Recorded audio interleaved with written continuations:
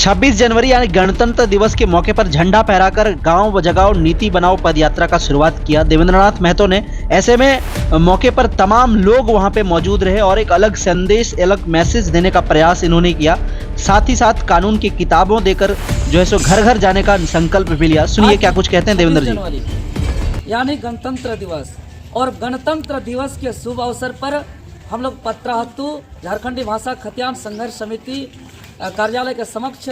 झंडोत्तोलन किए और आज के इस शुभ दिन के अवसर पर हम लोग एक अलग तरीके का जन जागरण अभियान का शुभारंभ कर रहे हैं, जो प्रत्येक टोला मोहल्ला में जा करके प्रत्येक जगह हम लोग भारत का संविधान संहिता का वितरण कर रहे हैं और साथ ही साथ हम लोग प्रत्येक घर के चाची दादी माता से हम लोग आचरा कर खोंचा ग्रहण कर रहे हैं। आचरा कर खोंचा के अंतर्गत जो है कि माँ हर पवित्र चीज का ग्रहण आचरा से करती है और वही आचरा कर खोंचा जिसमें अपने तरीके से एक जो भी संदेश होगा या सुझाव होगा या मार्गदर्शन होगा उसमें वो लिख करके देंगे और साथ ही साथ एक मुट्ठी चावल और 2 रुपया 4 रुपया 5 रुपया यथासंभव उसका एक आर्थिक रूप से सहयोग।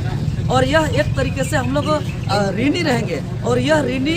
तभी हम चुका पाएंगे जब संविधान में प्रावधान हम नियम और कानून को लागू कर पाएंगे। और संविधान वितरण करने का मतलब है कि हम अन्याय के खिलाफ संघर्ष करने का ज्ञान बांट रहे हैं। संविधान वितरण करने का तात्पर्य है कि हम लोग हक अधिकार के लिए संघर्ष करने का हौसला बांट रहे हैं। संविधान वितरण करने का तात्पर्य है कि तमाम लोग, चाहे कोई भी समाज के हो, कोई भी जाति से हो, कोई भी धर्म से हो, कोई भी समाज से हो, किसी भी वर्ग से हो, कोई ऊंच नीच नहीं, सब कोई समानता से, भाईचारे से, प्रेम से, मोहब्बत के साथ रहे। नफरत में किसी तरह का कोई जो है कि जगह नहीं होना चाहिए। क्योंकि संविधान वितरण करने का आवश्यकता इसलिए पड़ रहा है कि देश के तमाम लोग जो संविधान की बात करते हैं, जो तिरंगा की बात करते हैं, जो देश में हक अधिकार और नीति की बात करते हैं, छात्र नौजवान किसान मजदूर की हक अधिकार की बात करते हैं, वो तमाम लोग जो है कि चुनाव आते ही कोई दरी बांटते हैं, कोई कुर्सी बांटते हैं, कोई दारू मुर्गा बांटते हैं,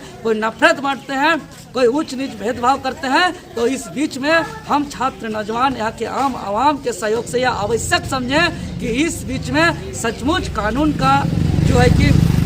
हम लोग जिस कानून के तहत, जिस नियम के तहत यह देश चलता है और आज गणतंत्र हम लोग हुए और गणतंत्र होने का तात्पर्य यह है कि देश के सबसे बड़े से बड़े पदों में आम आदमी किसान मजदूर के बीच का बैठ सके,